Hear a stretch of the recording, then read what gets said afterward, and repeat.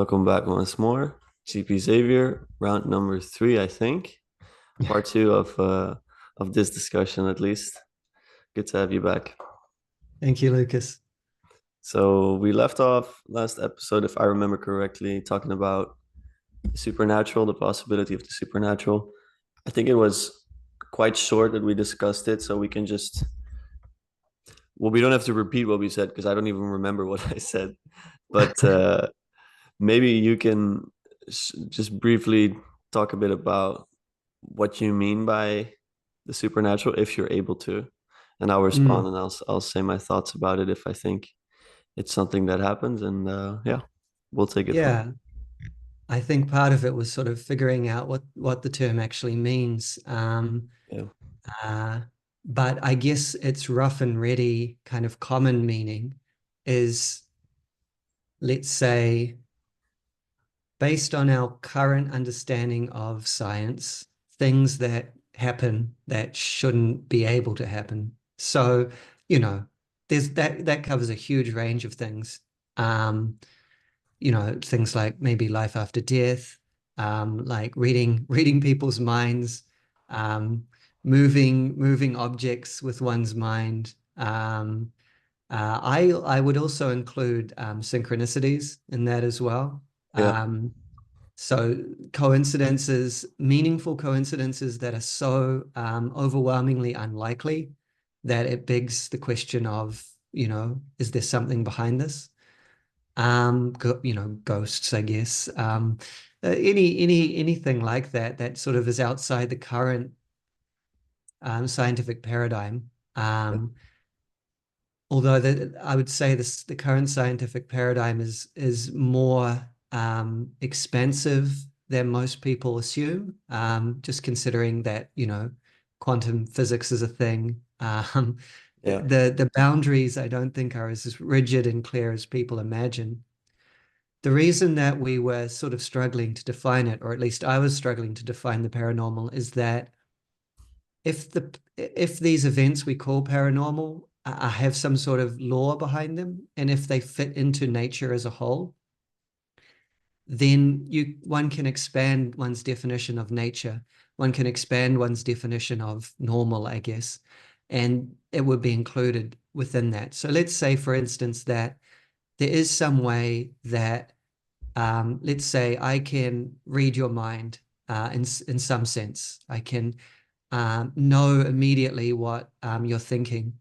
Let's say that that is one possible phenomenon and that it has some kind of explanation. Um, don't know what that exactly would look like, but let's say that it's got an explanation. It's not just random. So in that case, you could just say that that's just natural too, like everything is natural. And that's where I think the question of the supernatural, like what remains supernatural.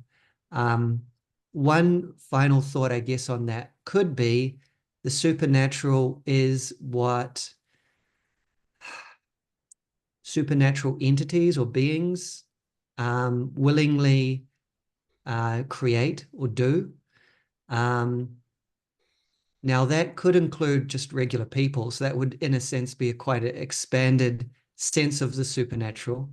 That would be basically assuming that free will exists. hmm And so I guess I would include supernatural beings as being like us as well, because we would be above and beyond just natural phenomena.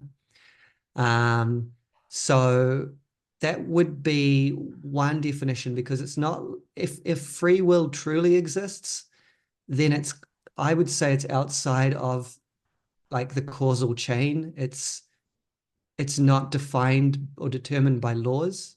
yeah, Um, so why is all of this interesting? I think it's interesting to think about whether these phenomena occur, because I mean, that's just amazing if they do. yeah, I think, I think, I think it's probable. I won't say I'm sure, but I think it's probable that stuff like this does happen.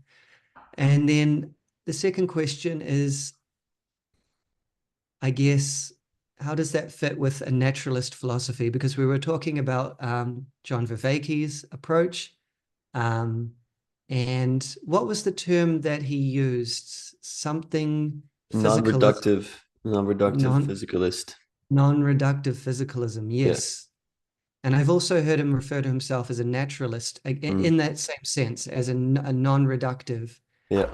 not a reductive materialist. And so the question would be, could these kind of events fit in with that framework? Um, and also maybe, I guess, just for fun, does John Vervaeke believe in these events? I get the Yes. feeling no, but that's just me. Yeah. Okay, that's great.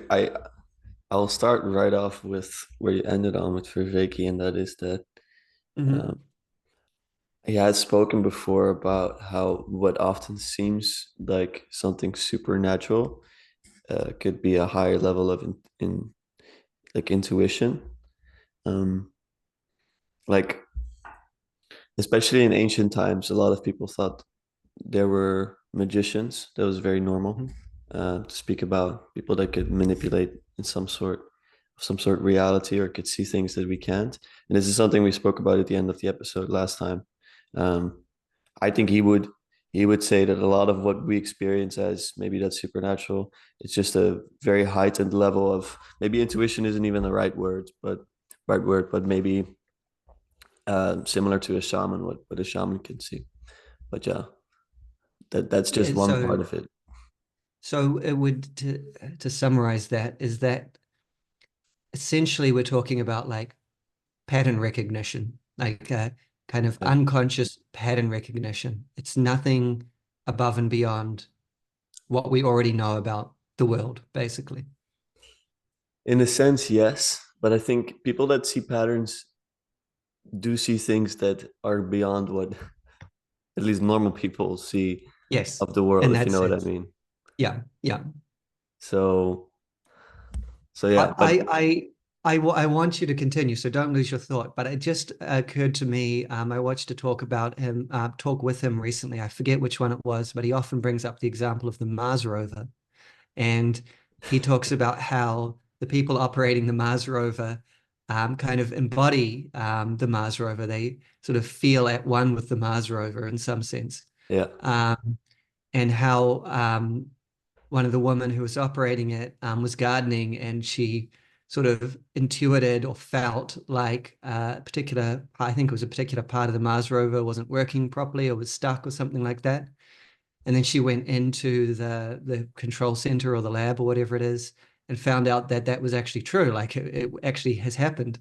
yeah, Um, so that might be a classic example of this. I guess if our interpretation of Vervaeke is correct, he would say that she's become so familiar with the Mars rover that on some unconscious level, she kind of predicted this would happen, yeah, or she kind of knew that it would happen without consciously knowing it and when it would happen. yeah, It's possible. It's possible. It still seems extremely unlikely, though, and I don't know the specific circumstances around that event, but it seems incredibly unlikely that would happen. But who knows?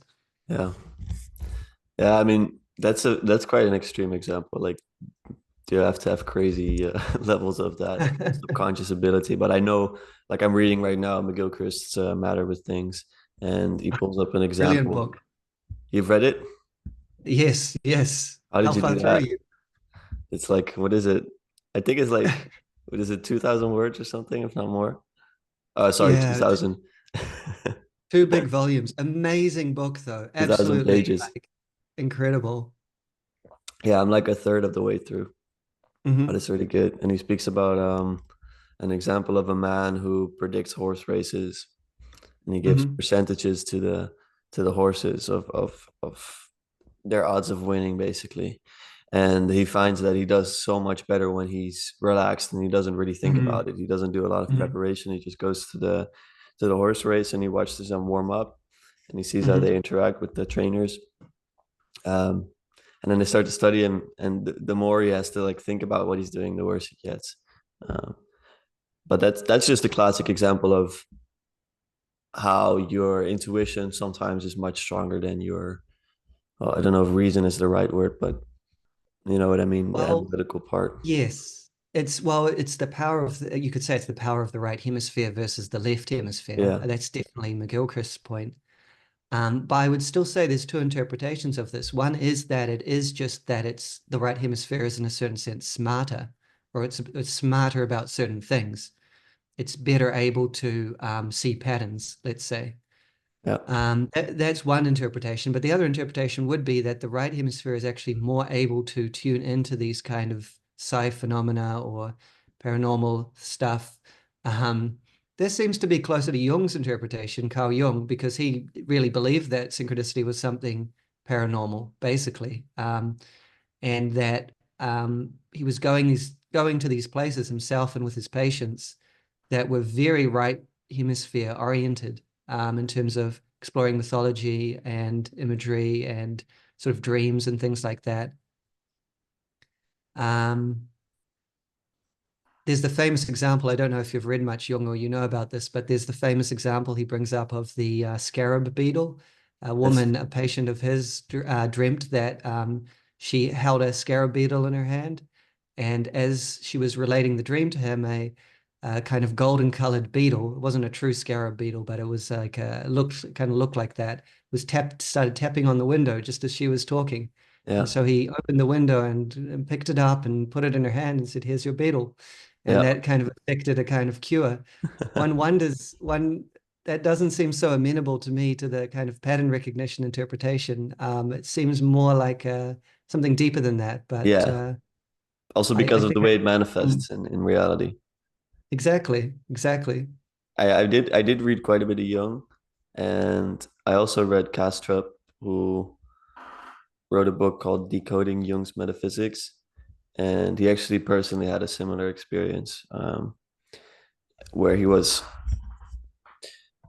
I'm not gonna be able to relate very well, but it was a specific rock that he found in a river, like a specific shape of rock. I think he may have been thinking about it for a while, and it was like so unlikely that it was there, and it just tapped his foot, and he got it there. And to him, it left no coincidence. So then the funny thing is with Aaron, um, I think I'll be able to speak about this. It's not very crazy, but he had a maybe some sort of a synchronicity as well, where he went to Austria, I think, um, wherever Nietzsche used to live, close to Mhm, there, and he did a walk there, and he was walking with Madeleine, his then girlfriend, now mhm, fiance, and they saw this rock, and he was like, "Let me get a," or my Madeleine said it, to get a picture of him at the rock, and he got the picture, and then they went to what used to be Nietzsche's house, and there was a mhm. picture of Nietzsche at that same rock, and it was like almost the same picture. It was really absurd. Yeah, amazing. Yeah, and I've also had some striking synchronicities as well. I feel like most people have, or maybe I don't know if I can speak for most people, but a lot of people have really interesting stories to tell. If you sort of ask that question of, have you ever had like a really unlikely coincidence happen? And it does Yeah, make you wonder what's going on. yeah, for sure. Yeah, I think it's also it's sometimes it's more little things, more subtle things. Like I don't think I've ever had a really obvious one. Like the young one is pretty wild, but like with the scarab beetle. But I think I've Mm, had like smaller ones, and it's something that Jung said as well about miracles, that they happen all the time, but you have to be aware of them. Um, and so I think reality is just laid out in a meaningful manner. Um, it's part of mm, the symbolism thing of Peugeot. Like symbolism mm, happens. Like mm. when you watch what was it, the Pope, and you had Oh, I don't know the two birds, yeah, right? with the two birds. Yeah. He pulled, like he lets the doves go, and there was a boy in blue or something, and a girl in red or something along those lines, and he lets the doves go, and what is it? One of the doves got caught by A crow or something yeah, like that. crow, and I'm Yeah. not sure, but it was like it was so obvious, and he was like, if someone had recorded this, like 100 years ago, like they Yes. spoke about this in history books, people would think, oh no, that didn't happen. That's just something they thought up, and now it's so Yes. obvious. It's out on YouTube. Like you can watch the video right now, and still people will wave it away as a coincidence. Yes. Yeah. Yeah. Yeah, so things like that. things like that for sure. They persuade me into a direction. Um, but then more specifically on really mind reading, I kind of thought that that wasn't really a thing for a long time. Um, like I remember listening to Joe Rogan speaking to someone who was really convinced that these things happen, Hmm. and Joe was like, "Well, there's no scientific proof of it, and this and that." And I thought that was quite convincing because I was like, "Yeah, if people really do read minds, how hard is it to like record something like that?" Um, and so you're familiar with Wolfgang Smith? Yes, a little bit. So yeah, I did a series about him, and I listened to a lot of his work, and I read a lot of his books. And he's had Hmm. personal experiences where he would go to India, and upon arriving, he got a call from a friend saying that he would meet him the next day at 11, and he goes down in the hotel and he goes outside, and an Indian guy comes up to him, and he's like, you got good news, something good is happening tomorrow at 11. And then he stays with him, and then he guesses exactly the number that he's thinking of and all these things. And to him, that was like, Mm-hmm. that left no doubt.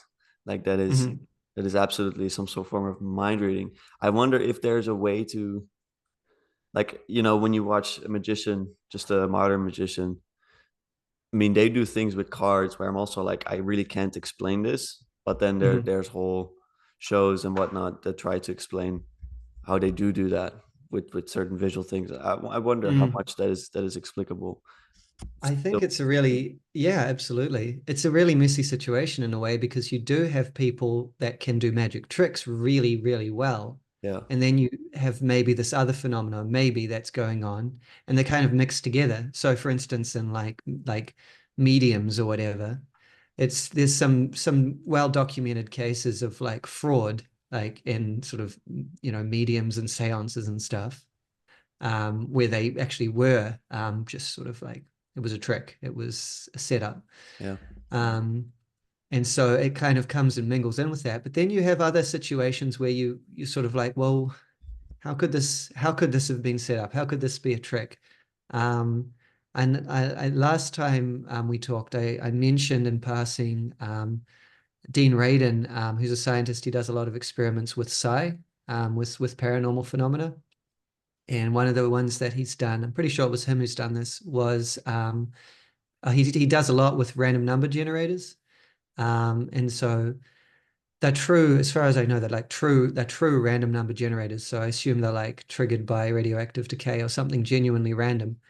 And basically he puts a room full of people focusing on a particular number, and then statistically it becomes more probable, or it becomes more probable that that number will appear to a statistically significant degree, and it should be yeah, completely random. So it's like, what's going on there? It seems like there's no room for, you know, a trick. yeah. It's fun. What do you mean radioactive decay? It's based on radioactive decay. I know this is a trivial part of what you just said, but it's still interesting. I think this might be out of my depth, so I don't know if I can truly explain it. But I think the idea is that you've got sort of pseudo random number generators that are just sort of computers, basically, Yeah, and they're just trying to be random, but they're never going to be truly random. And then you yeah, have like natural physical processes that are genuinely random. So yeah, the rate at which something decay, like a radioactive substance decays, is supposed to be truly random. yeah. So that's all that I know. I can't explain it beyond that. So That's all good. yeah. I'll respond with an example of something that also doesn't seem random. That was one of my first like peeks into a possibility that there might be more, and that is when I first heard about DMT and people doing that at the same time. So dimethyltryptamine, psychedelic Hmm. substance, Hmm. and people experiencing the same thing, like at the Hmm. same time, taking the same Hmm. substance, as if they enter into another dimension. And then Hmm. my own experience with dimethyltryptamine in the form of ayahuasca was also to me at the time, and still looking back, there was no doubt about it for me that I was in contact with beings, like Hmm. not Hmm. human beings, not Hmm. animals, something on a higher level of ontology of some sorts, higher Hmm. level of being, um, higher ontological plane. And now they're doing experiments with a slow drip of dimethyltryptamine, and they're trying to prove that there is some sort of mapped dimension. Like they're trying to map the realm of some sort, if I remember correctly. And actually, Wow. I registered for this experiment, and I was Uh-huh. emailed about it a while back. But I don't think I was selected. At least they asked me to move on with the selection process anyway. I don't think it happened. Um, but they're working on that to do it, I think, in different locations at the same time to try to like get To interactions map going. map the Uh, DMT realm. That yeah, is fascinating. That is it is. fascinating. I wonder what will come of that. Yeah, me too. They're doing it in the UK, so if I get updates about it, I'll discuss it on the channel, and I put the link of it down below if I can find it, because I you could just register free a while back. Hopefully the entities or the machine elves or whatever don't mind us mapping Yeah, well, out it's their a funny realm. thing we speak about it, because if I would have heard this, let's say 4 years ago, how old am I? Yeah, Hmm. 4 years ago, I would have been like, that's absolute nonsense. Um, but having firsthand experience, I think so. I still don't know, and I don't want to. Hmm. Like, I think it goes pretty south when you start to speak about a recollection of an experience. But yeah, for me, there's no doubt about it. And for most people that do this sort of thing, there's no doubt about that it's not a figment of your imagination. Like, it's clearly something you're Hmm. connecting to. Almost no Hmm. one disputes that. Um, Hmm. so yeah. Yeah. I mean, if you have a so Vervaeke has a leveled ontology, right? This is how he describes it, which I really like. So it's not just like the lowest level is the only real level and everything else is an illusion, right? It's not just like quarks and leptons right at the bottom are the only real things, and everything above that, atoms, molecules, human beings, are sort of nothing real in themselves, just a collection of these quarks. He thinks that every level is real. I would say to that, we don't, we haven't kind of found the top, we haven't found the top level, or, like it's somewhat unbounded. Um, who's to say there aren't other levels? And I guess he would say there are other levels above us because there's collective intelligence and so forth. But who's to say that there's not different forms of intelligences as well, Yeah. like these kind of DMT intelligences, Yeah. or different kind of realms like this DMT realm? Um, I think it's totally possible, and I think reality is just intensely psychedelic and strange. Just normal reality, right? Yeah. Like I mentioned last time we talked, everyone is spiritual, everyone is religious. In the sense that, at least in the sense that everyone believes that they are a self that has continuity in time, that, is this thing. They have this conception of a self, right? And then they believe that all these other selves exist and that they can interact with them and they have their own private experiences and memories. And all of that is really crazy if everything is just made out of quarks and leptons. Yes. Um, Yeah. and it's a very specific worldview, and it's very psychedelic. Like, it's very psychedelic when you Mm. think about it. Mm. The world is just inhabited by all these consciousnesses, you know, bound to bodies or whatever. Yeah. So why can't there be others? No, exactly. It's kind of a, I don't know if I should say naive, but it's it's maybe even an arrogance to think that it ends with us. So we can see how it goes down. We see animals with, I think I can say, lower levels of intelligence in many ways. Of course, dogs can smell better than us, but I Yeah. think it's pretty fair. And then insects, and like you go down to cells, and to say that there's not levels above us, like there would be no way.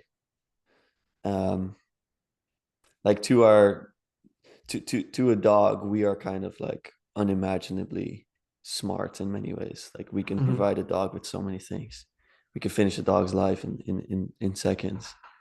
Hmm. Um, Yeah, and I think looking up, it might be something similar. Like there might be beings that hold power over us, maybe in a loving relationship even. I mean, that's why I believe in a loving Mm, God, of course. It goes all the way up, but I really think there's things in between there.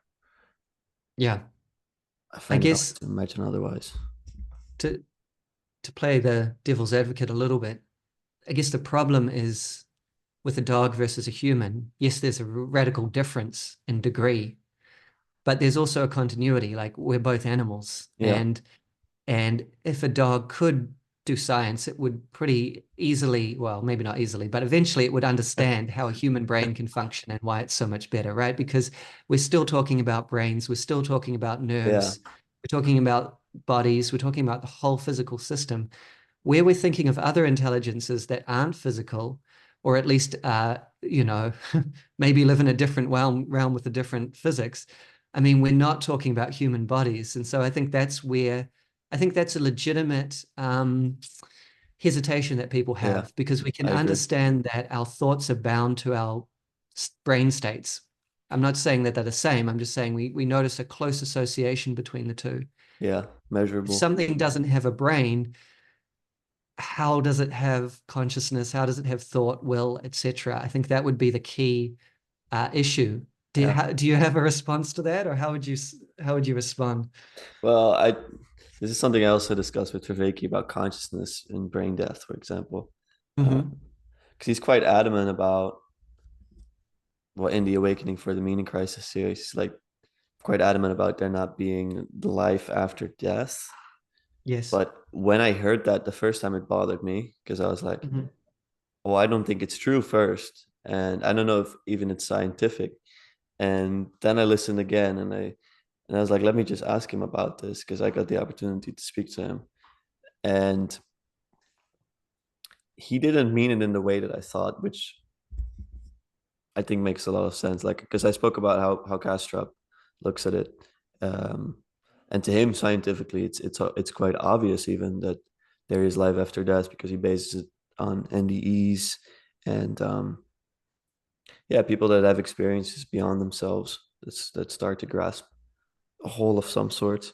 But Vervaeke was very open to the possibility that death is sort of a merging with the one, and it's atemporal and it's beyond Hmm. space as well.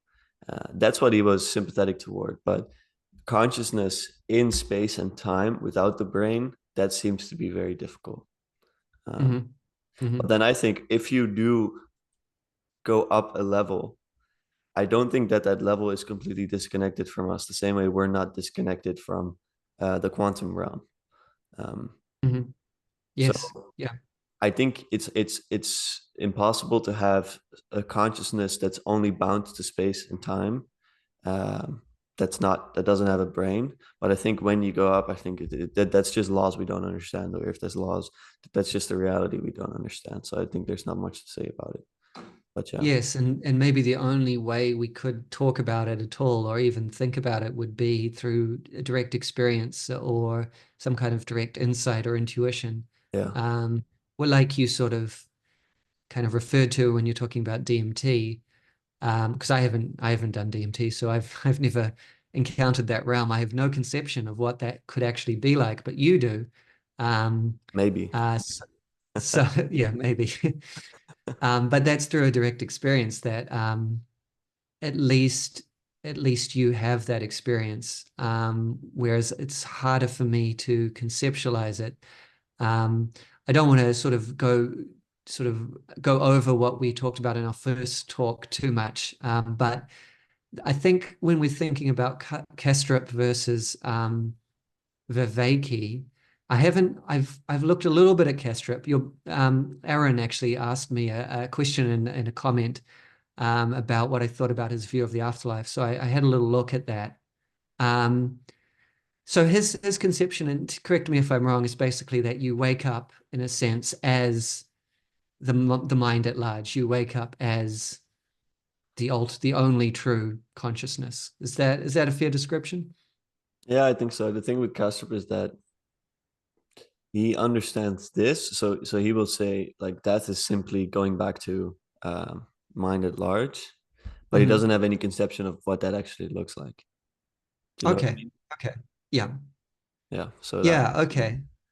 So then maybe it's a bit closer than I thought, because I think if we, and it could just be a purely a metaphor that he's using when he said, when he sort of says or implies that you kind of wake up, because that implies there's a temporal progression from um, where you are in life, and then you um, wake up as the whole mind. I think he does talk about you bringing your memories into it, so that actually, Yeah. like, enriching it with your memories, so that actually does imply that there's some sense of change and temporality in the absolute mind.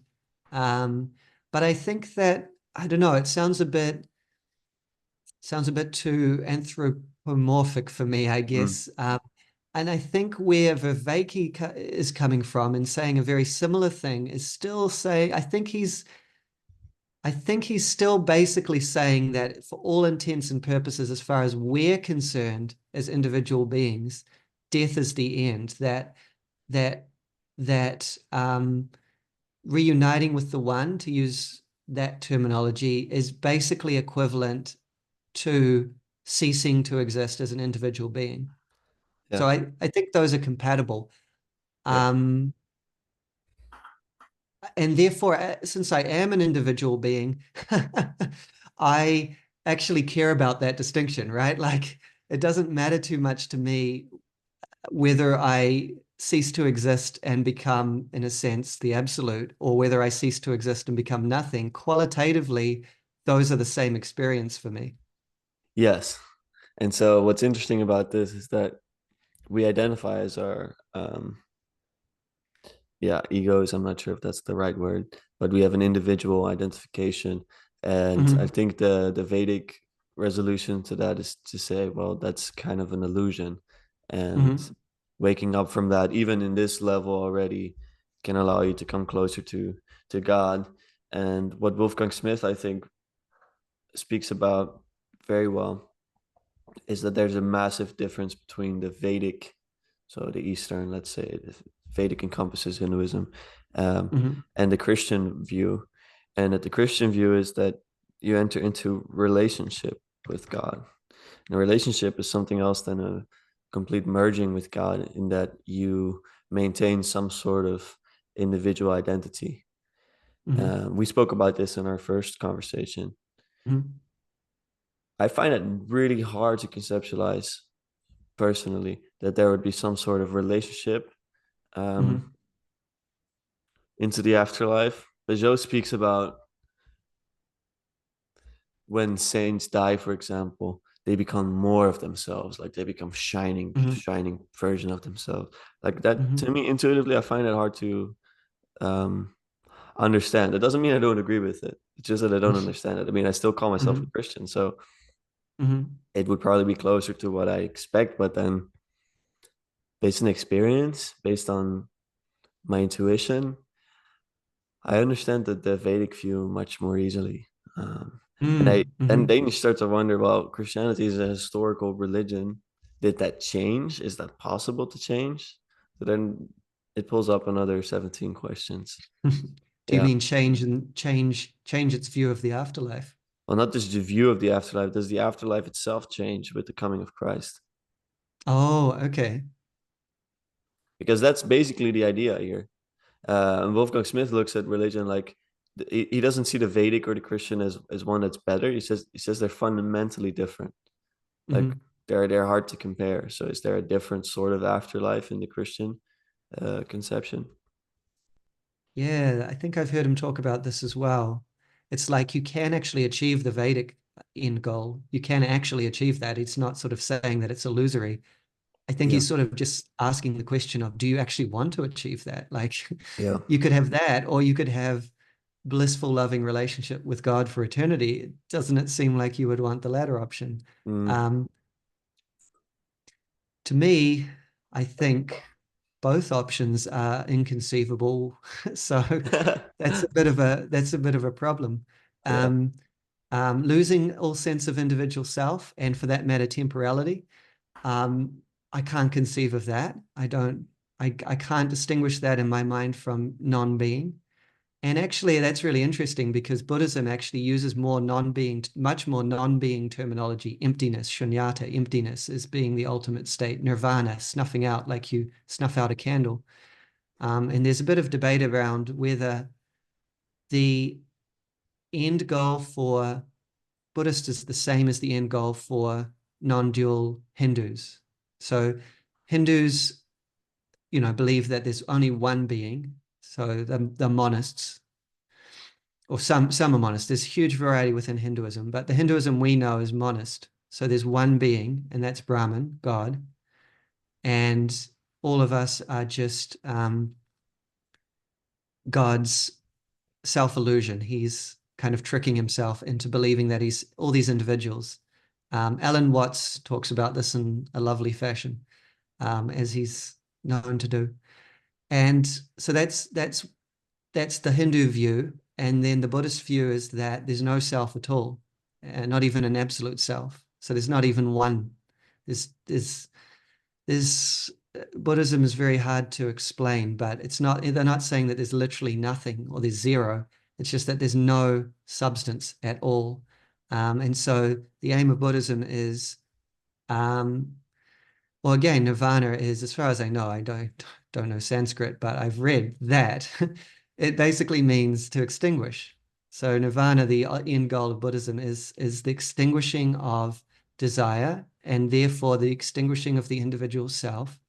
And effectively, when you really look at it, it's a kind of suicide.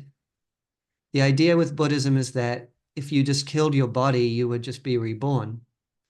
Or the identity that you are, because there's no true self, but the identity that you are and all the dispositions and all the energy would just get reborn again in a different body. So you can't win. The only thing you can do is kill your soul and achieve freedom. Now, why is this interesting? Because it's possible, and a lot of sort of modern gurus talk like this, it's possible that the Buddhist end goal is actually the same as the Hindu end goal. And you can talk about it in terms of one being and waking up as the one being, or you can talk of it in terms of extinguishing the individual self, extinguishing the illusion of the individual self, and that it all comes to the same thing. There's some interesting people out there as well who, one in particular, his name is Yuji Krishnamurti. He's passed away now, but not to be confused with Jiddu Krishnamurti, who was the more famous of the two Krishnamurtis. But this guy basically was an enlightened atheist, I guess you could say, or a radical materialist who also happened to have an enlightenment experience. And you can find videos of him on YouTube. He's fascinating to listen to. Instead of calling it enlightenment or something nice like that, he calls it the catastrophe or the calamity. I think it's the calamity. So when he experienced his calamity, he basically lost himself, like he lost his sense of self completely. Yeah. And he had followers and stuff. He claimed he never wanted followers. He never asked for followers. He kept telling people that he's got nothing to teach them, but people still gravitated towards him. And he was a physicalist, and but he had this strange experience of enlightenment. But anyway, I've rambled for a while about, I forget where I jumped off on that sort of train of thought. But any thoughts or reflections from that? What makes it a calamity that he's experiencing? Why did he describe it as such? Well, I think maybe he was just being a bit cheeky in one sense, but I think in another sense, it's a calamity because it's actually the death of the individual self. And so what he would tell people is, you don't actually want this. You don't actually want this because it means the death of your individual identity. You think you want you want to have my experience or my transformation, but you don't. And I think, his followers take this took this as a certain, like a kind of koan, like a little mysterious riddle that they had to solve but there's also the possibility that he was just being kind of honest, Yeah. and that you actually don't want this. I mean, I used to be very fascinated about enlightenment, sort of Eastern enlightenment, Buddhist or Hindu. And then I kind of realized that I don't actually want this. Like No. it's not, it's not just like my ego doesn't want it and I need to overcome my ego to get it. I just don't want it, you know? Like, Yeah. Yeah, yeah. no, I understand. I think that's also part of I think it's part of the reason that, well, I think that might be how it works when you die, that if you are unable to let go of what you have, then perhaps there's more to be done in the temporal or the spatial domain. Like I think that part makes sense to me. It's like, so you will be reborn of some sorts, or maybe you stay in some sort of between space, but if you're not ready to let go, then maybe it's not time. But Well, then think it's a about it. funny thing with the Sorry. Christian. Go ahead. Sorry, no, you go ahead. I've talked too much. Go ahead. It's a funny thing with the Christian that is actually not a bad thing, that you don't let go fully of yourself. That I don't understand. Well, But then okay, so mm, my grandparents are all Christians.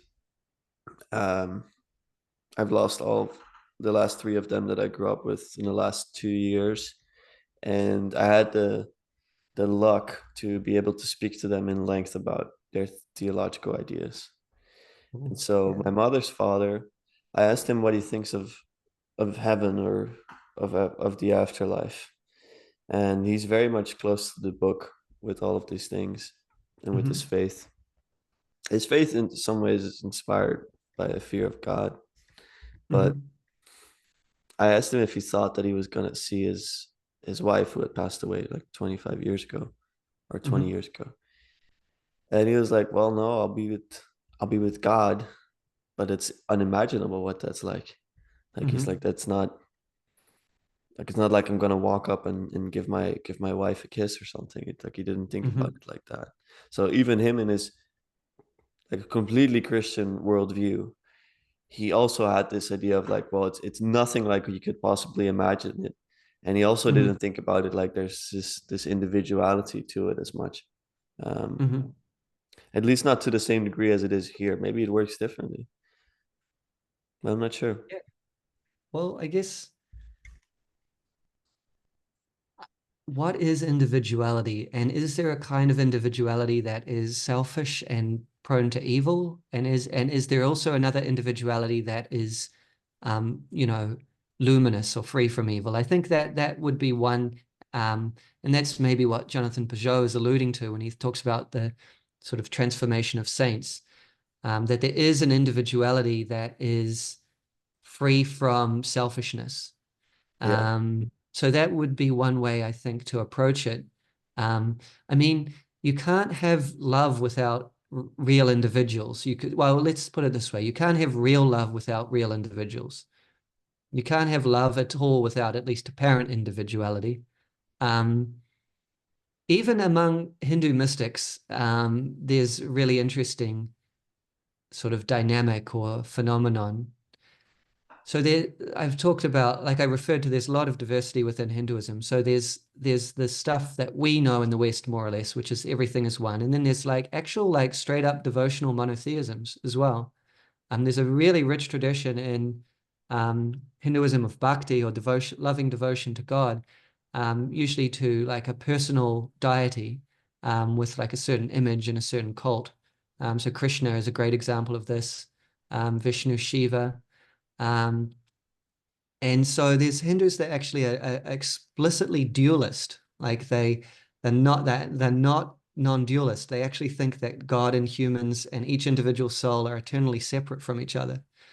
Um, but you get there's a fascinating 19th century mystic named Sri Ramakrishna, um, and he kind of had experience in all these different types of Hinduism. So devotional bhakti, a bit of tantra, a bit of Advaita, which is the non-dual kind of Hinduism.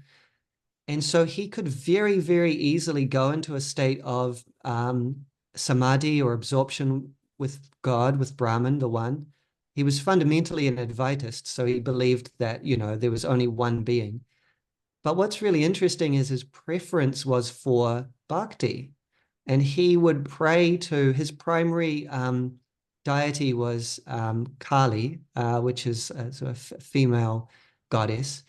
But he would pray to the Divine Mother, to Kali, to sort of keep him in his individuality, because he didn't want to merge with the One, because when you merge with the One, your experience effectively ceases. He entered, there's photos of him in trance. He would essentially enter a trance state and be uncommunicative.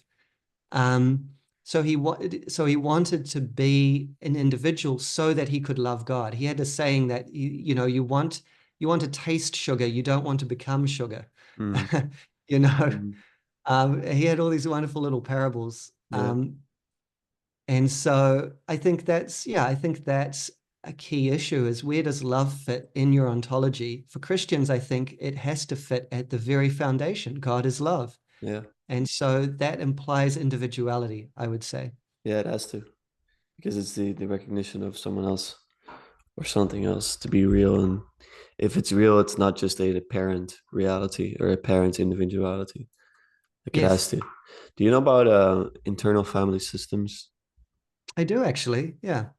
I just learned about it last week a little bit, and then yesterday I did a short little meditation about of it, Hmm. and so you'll probably be able to explain it better than I do. Are you able to? Well, I would say in a nutshell, it's that you can effectively communicate with different aspects of yourself, um, using sort of imaginal techniques, like sort of not meditation per se, but kind of creative imagination, things like that.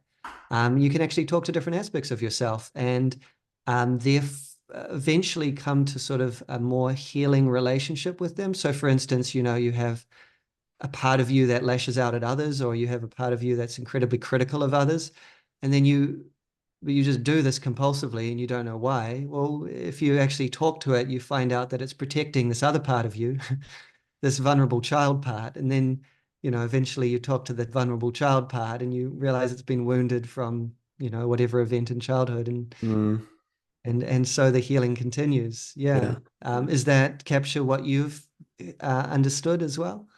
yeah, yeah. It fits right in. Another thing that I learned is that all the different parts they're not bad. They're good. That's how they explain it, and that they only become bad when they're put in the wrong place. So what you Mm, described, when there's unresolved issues, or like in times of trauma, one part becomes dominant, and maybe that doesn't change after the trauma. So then there's things yes. that are not dealt with, or when your anger becomes the boss, let's say, inside of your Yes. system. Um, but all the They're parts all serve a function. Go ahead. Yes, I was going to say pretty much the same thing. They're all trying to help you in Yeah, their own way. yeah, The exactly. problem is that they all have their own perspective. And so if that's too disconnected, then they're effectively harming you, because the way they think is helping you is actually harming you. Yeah, yeah. And then the question, the reason I bring it up is because there is a you in this scenario. So you consist of parts, but then they speak about the self, capital S. Hmm. Hmm. Now I wonder, okay, where do you get the self from, and what is the self? Because we're discussing individuality, of course. Well, Hmm. individuals are completely complex. Like if you talk to me, I feel like I have different parts. And the funny thing that they say as well is that people with multiple or split personality disorder also have these parts, but they're just to a Hmm. more intense degree. So, Hmm. but yeah, what is the self? What is that which remains?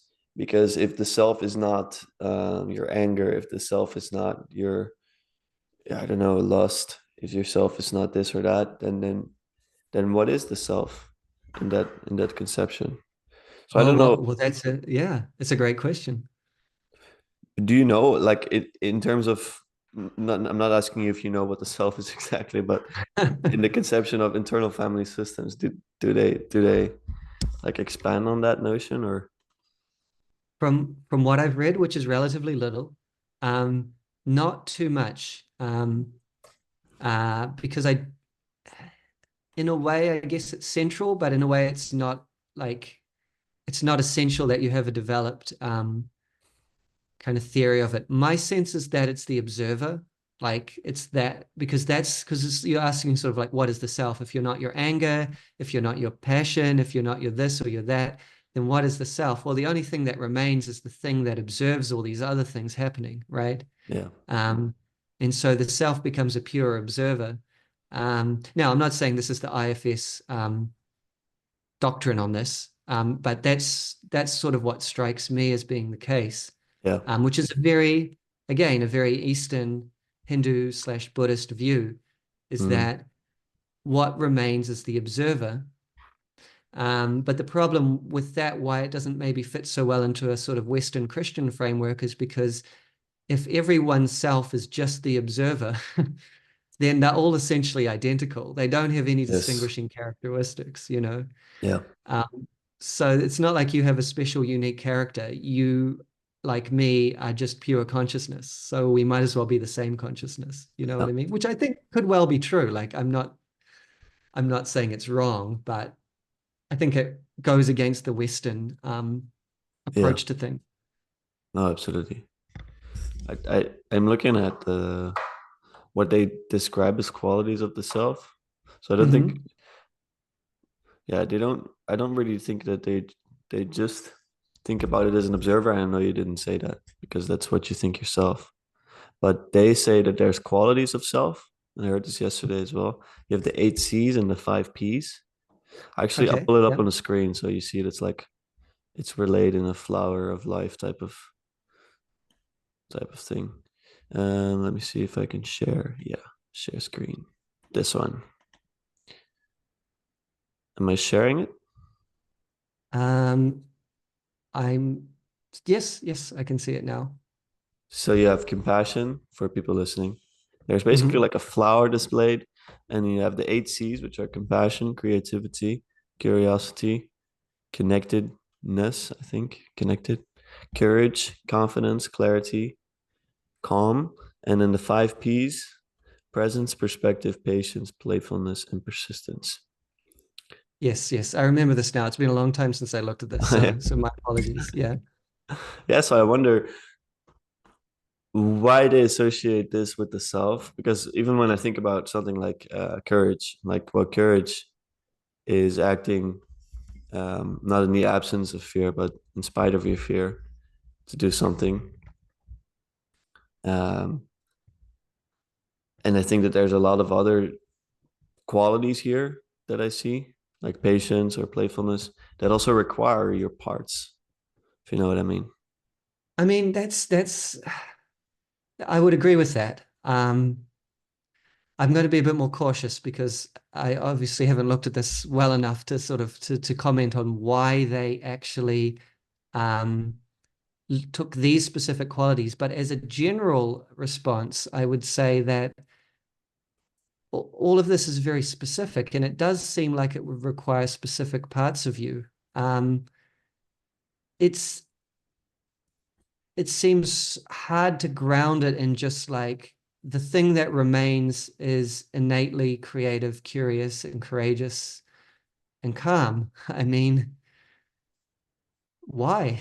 Yeah. Um, I guess maybe you could reason that, for instance, if we're thinking about the reason I emphasize the observer though is important because the observer is, um, this is the approach that you're taking to these parts, at least part of the approach, right?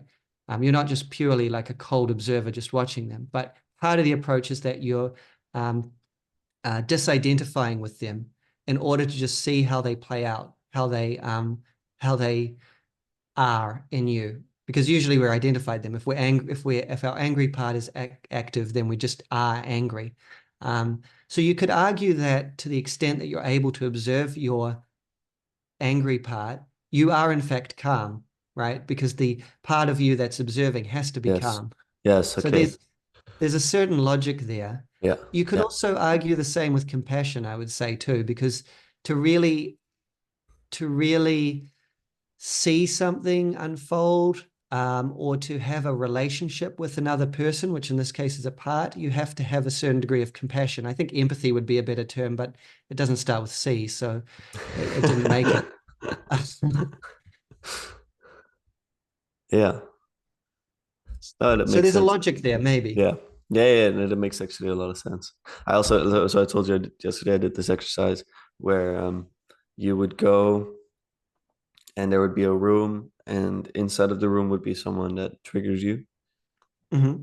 And the part that protects you or that like gets active when you're triggered, you're gonna leave that part outside of the room, and then you're gonna enter the room without that part.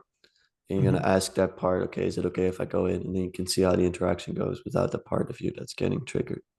Hmm. Uh, and you do notice that you turn into a, well, quite obviously, really, you turn into a more calm, compassionate type Hmm. of person. Hmm. Actually, I really struggled with finding someone that really triggers me. I kept switching between people. Like I would be like, Yeah. okay, maybe like an atheist or someone. So I was like, let's do Sam Harris. But I was like, I understand Sam Harris. I have compassion Yeah. for him. I don't hate him. And then I was like, let me figure out some political leaders, but I just couldn't figure it out. So I kept switching them. So I guess I need to find someone that really triggers me. But I'll get back to you on that. You're Uh, already too calm and compassionate. You can't do this work. well, I don't know if that's what it is. I think it's just that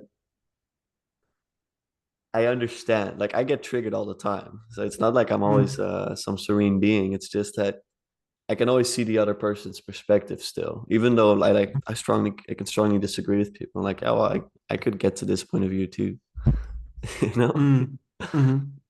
So yeah, Yeah. it's a bit of a fun tangent this, but it's for Vervaeke to talk about IFS. And he also related it to Christianity, where he was afraid that, or afraid is maybe not the right word, but he was cautious about how some Christians may interpret this. Like he thought he asked the guy who was an expert on this, I think, who does this type of therapy, if he often gets bad comments from Christians because um, he might be dealing with demons or some sort. Hmm. Because he said that a lot of Christians they basically only want to hear the voice of Jesus and maybe their conscience. Yeah. And so I thought about that. One thing that I thought about it was like, okay, this I think shows a bit of John's bad experience again with Christianity, because the guy was also like, yeah, I don't really get that, you know, like I don't, Yeah. I'm not really bothered by that so much, but I think it still sits quite deep, and I think also John deals with a lot of people that, or has dealt with people that, I mean, being Christian is a tough term in terms of you're trying to follow Christ.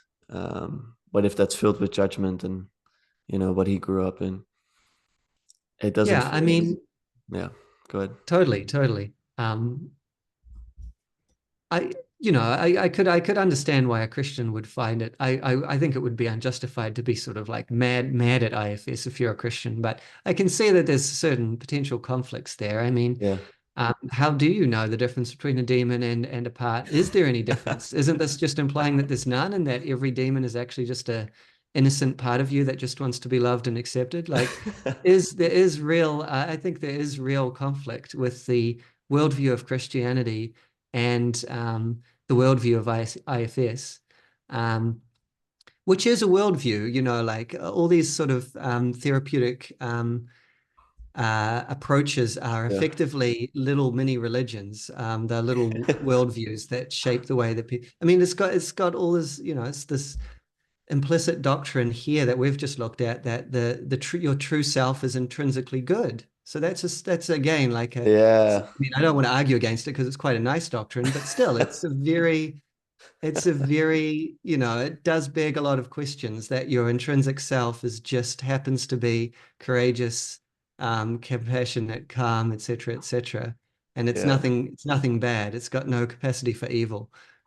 yeah, yeah. That's a pretty interesting view. Yeah, I think. Well, if you think about it in a Christian sense, of course, we think that um, Christians think that. I mean, you're battling evil all the time, so you're battling your own sin, and sin is an inherent part of being a human. But is the self human exactly, or is it more of like a soul? Because I don't think the Christians would say that, would they? Would a soul be sinful? Well, Because you I could have think a I think corrupted so. soul, no? Yeah. right? I think it could become sinful. Yeah. Um, I think it depends on whose theology you're talking about, right? If you're talking about like hardcore Calvinism, I don't know, maybe they'd have some subtle way to dispute this, but it seems to me that if you're talking about like a theology that believes that some souls are predestined to hell and some are predestined to heaven, then it must be the case that some souls are just intrinsically sinful. Yeah, okay. Um, but if you're talking about other sort of more flexible kinds of theology, no, I don't, I think that, a soul can become sinful, but that's not its intrinsic nature. It's this funny Um, thing of being able to sell your soul to the devil.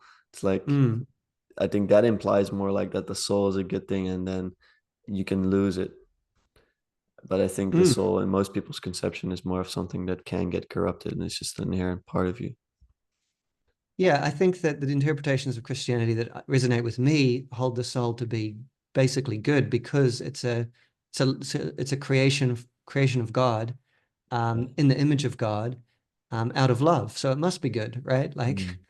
the reason that the fall is called a fall is because it's originally good. Like, Yeah. Yes. and we're trying to restore that. So that would be my sort of take on that, I guess. But I don't know if I believe in it, so what does that matter? But yeah. Well, it means you think about things, and that's good. I like it. I think, yeah. I mean, so we were sort of talking about individuality, and I guess that's why we're talking about IFS and soul and so forth. Um, so where do I want to go with this?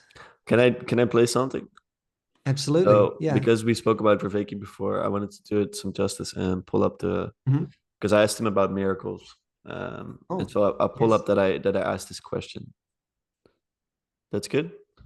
Yeah, absolutely. Yeah, I haven't seen this, so this will be really interesting. All right. Because I don't even remember what he said, to be honest. Okay, I'm sharing. Yeah, you got it. Um, it's loading. It's loading. Yep, I see it now. Okay, you tell me if it runs okay. Translated from Latin, of course, but to me it reads very nicely. Yep. I wanted to quickly ask you a specific question about the chapter called miracles. So this is about Spinoza, just for Mhm. context. Okay, cool. Nothing happens that does not follow from its laws. That's what he said in this chapter. You view nature and reality similarly, and you therefore disagree with Jung's idea of synchronicities. Um, that's a harder question because there's a lot of stuff that's presupposed. I agree with Spinoza that there are two worlds covered by two different kinds of laws because that ultimately makes reality unintelligible and divided against itself, which undermines our primary way of understanding what reality is. Reality is primarily given by our sense of realness and how everything sort of hangs together. It also is given by the fact that we are shocked by the fact that all of our conceptions are always inadequate. So Spinoza gets that that's what intelligibility is. It's sort of this, right? It's how everything hangs together, but how that ascends and points towards something that can't be grasped. So you get this, and he tells you this right from the beginning of the ethics. The nature of God is such that infinite attributes, and we can only grasp two of them. Two out of infinity is a very small number, and so I agree with that, and I do not. And so I don't. If miracles mean something that's ultimately absurd, or that involves something like one world with one set of laws intruding, sort of, invasive metaphysics into our world, I reject it because I think that is fundamentally a tear in being, which is, of course, the classical description of evil. That would be profound evil and profoundly unintelligible and unthinkable. Uh, and so I agree with him in that sense. Now, I don't think that I agree with Spinoza's reduction. This is where I think he was too much under the influence of all of causation into sort of billion-fault causation. I reject that. Well, think about women. Well, you think about Wolfgang, it's vertical causation, and then Whitehead, it's vertical and horizontal, and that's dynamical and self-organizing, et cetera, et cetera, et cetera. So as long as you don't pin me to that billiard ball model of causation, I agree with what I think to be the core of Spinoza's proposal, which is um, miracles fundamentally would represent the tear into being and reality. Yeah. I think that that's ultimately something that makes. How would you? I mean, this is David. How would you possibly get evidence for that? I mean, that or you can't give evidence for it or reason to believe in it.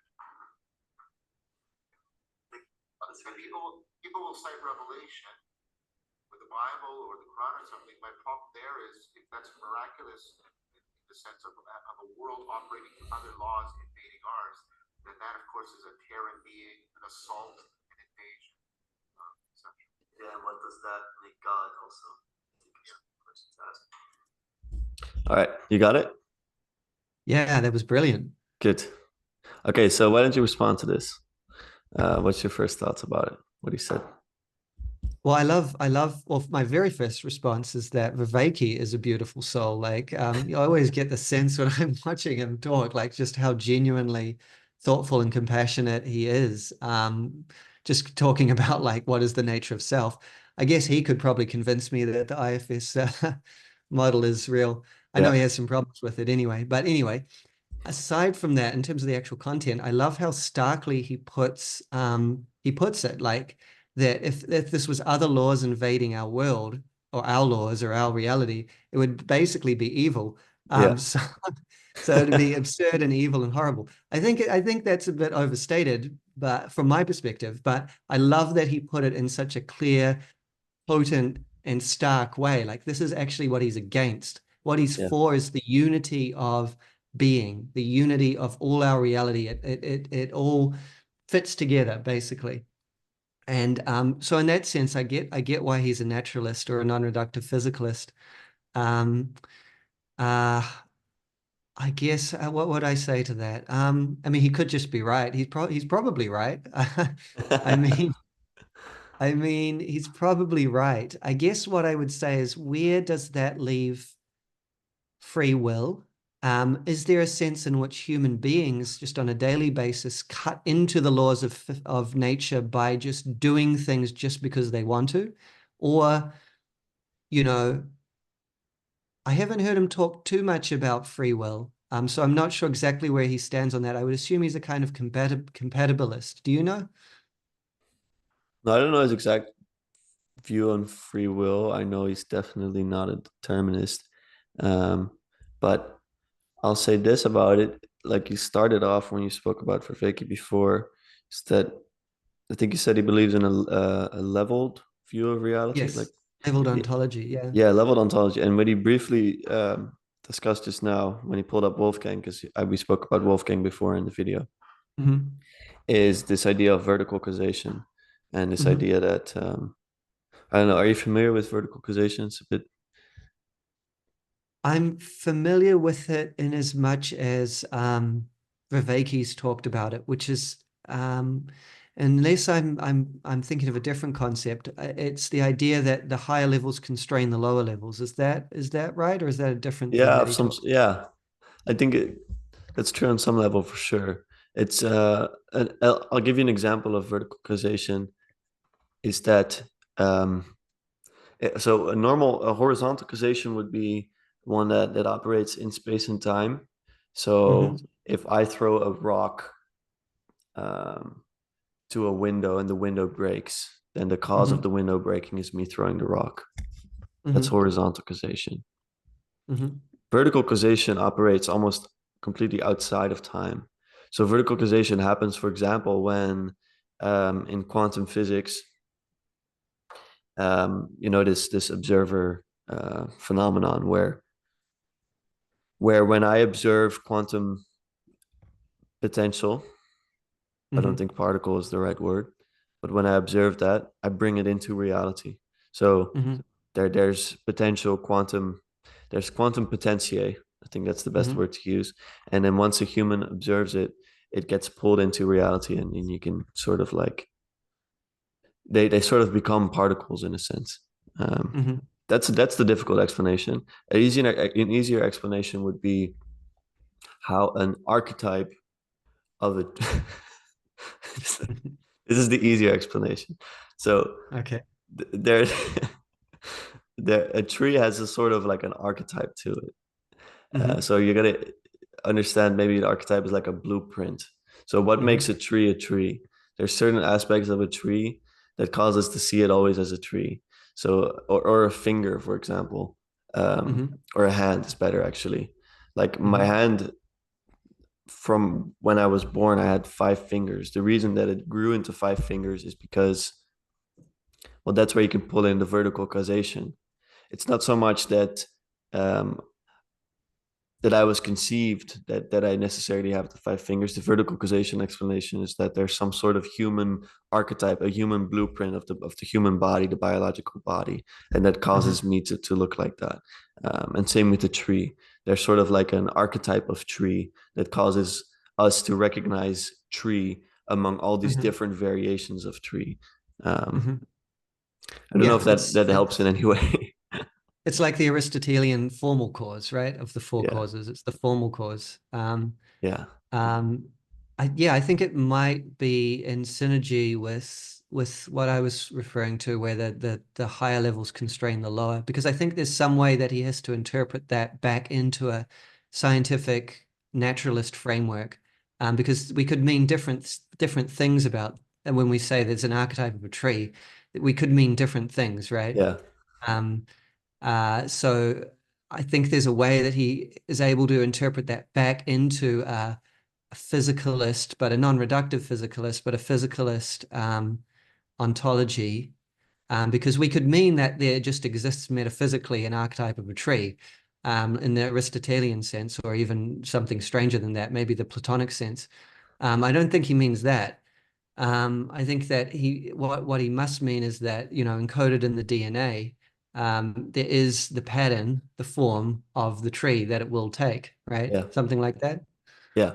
Yeah, exactly. Hmm. DNA is a good, Hmm. it's a good, and I want to tie it into free will in the sense that um, we are also level beings.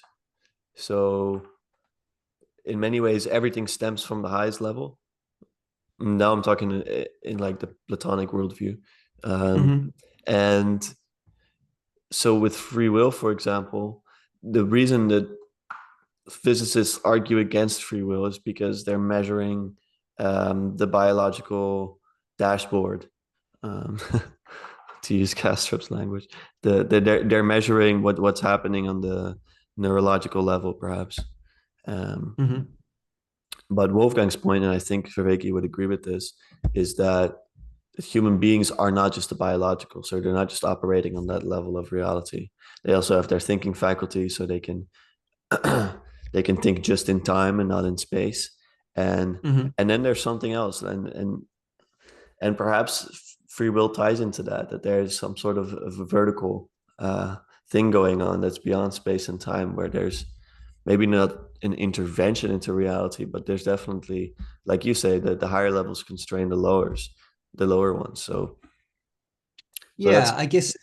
Yeah, there's a so in the Vervaeke way of thinking about it, it's emanation and emergence, right? So the higher levels emerge out of the lower yes, levels, but they yes, also, in a sense, emanate the lower levels, or they constrain. The way I've heard him talk about it is that they constrain the lower levels. There's only, because the higher levels exist, there's only certain things that the lower levels can do, because they have to work within that framework. Um, and so, and that's cool. Like I like that. That kind of, you get to keep the levels and you keep the naturalism at the same time. And humans exist within that. They're just a level or a part of this great system. Um, but I think if you were like a hard believer in free will, um, you would have to say, I think you would have to say that the human being is outside of nature, that the human being is actually out in the essence is outside of the whole system, and God as well is also outside of the whole thing, and that they can.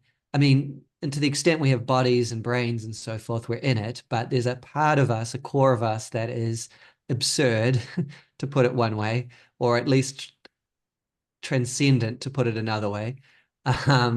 Yeah. Yeah. And that was what I was sort of getting at. No, I And understand. yeah, I, I'm trying to I think of wonder, like, other. Yeah, go go ahead. ahead. No, you go ahead. Well, so this idea of there it being outside of some sort, like, Vervaeke in the clip just now, it's like he really is against the two world type of thing. Yes, Um, yes. so outside, I think, yeah, I think that it's best resolved in a leveled type of ontology. So reality is reality. That's to me, reality is one thing, let's say. Reality is one. Yeah, Yeah, yeah. reality is one, but there are levels to it. And I think the Mm, one thing unique about well, maybe not unique about human beings, can be careful with my language, but what we as human beings have the ability to do is to operate on different levels. Um, yeah. so even in the Platonist conception, dreaming is already being on another level. Uh, Hmm. Dreaming is on a level that doesn't have space, or the space is false in a sense, Yes. but the time Yeah. is real. Uh, and so you can pull that up even higher, I think. But yeah, that's Even the time though often doesn't quite fit into no, real time. It's got it's it's like true. its own time in a way. Yeah, that's what it feels like, at least, huh? Mm, Like when you get mm. to dream, sometimes my dreams feel like hours and hours and hours and days. Sometimes you come out of it, it's like, okay, there's something funky going on, and then you forget it in 2 seconds.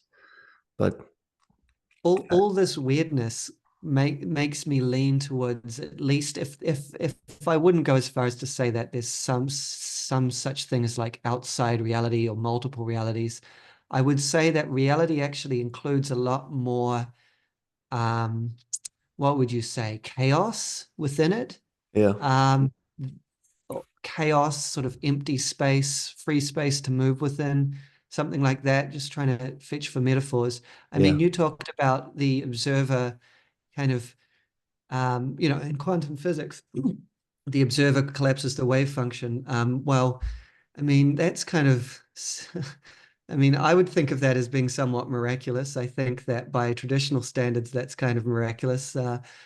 Um, there's and just with quantum phenomena in general, there is an inherent indeterminacy there well, potentially, some people say that ultimately we just haven't discovered the determinacy. But as far as we know, the basic level of reality includes intrinsically indeterminacy and unpredictability. Um, so it seems like that must also be part of existence. So I think that, yeah, if we were to characterize Vervaeke's view, it would be reality is one, which I think is a very common conception. Maybe it's global. I'm trying to think of cultures that would have had it. Well, I guess he argues that the two worlds model of, like, Abrahamic religions is the counterexample, but Well, is that a two worlds model? exactly. I mean, to what extent is heaven a different reality? I think that actually the traditional insistence, at least within Christianity and Islam and Judaism, to be fair, the traditional insistence is that it's actually this world that gets transformed at the end of time. Yeah, So it's not actually talking about another world. yeah. Um, so yeah, so reality is one, and then I wonder how much give he allows, like, reality is. In what sense is he a determinist, and in what sense is he not a determinist? I'll say a bit Um, about his free will because hmm, you asked me if I know his yes, what he thinks about it. I just remembered something about it. okay, So when he speaks about free will, he often says, well, do you want to have free will? Like, do you want to have to decide over every movement of your body? So that's this idea of being completely conscious. yes, So yes, if I'm conscious of every step I take, I wouldn't have a good time walking. Um, yes, He's like, you don't want that. This is what you No. want. You want to be guided by love and truth. You want Yes. to bound yourself by these higher virtues. Not sure. Um, but I think in that he already implies that there is some sort of freedom to do so. Um, this is Yeah, what go ahead. freedom is included in those concepts in a way, right? Like Yeah. love has to be free, but it's also a Yes. constraint. Yeah. Yes. And love is relational, and love to be real, it has to be voluntary. So there's all Mhm. these aspects in which you can implicitly see that he believes in some sort of freedom there. Um, but I think he makes a good point of like we absolutize freedom so much. Like we want our free will to be real so bad that we don't realize that Yes. freedom to do anything is not always a good thing, especially when there's parts of you that will manipulate that. Like I'm not very good with free time. I'm happy we're doing the podcast. I'm happy that I'm working on things. Like I cannot be at home studying so well when I'm on my own because I would just get distracted. So I force myself to go to a different place, the library or whatever. And then because there's people around me, because I'm in a different setting, I'm constraining myself, but it's better for me. So I'm giving myself less freedom by not being at home and having all the food I want, Yeah. TV and everything, but it's actually better for me. So it's a choice in some sense. Yeah, constraint is indispensable. And so Yeah. on that level, I absolutely agree with that sentiment of freedom is overrated.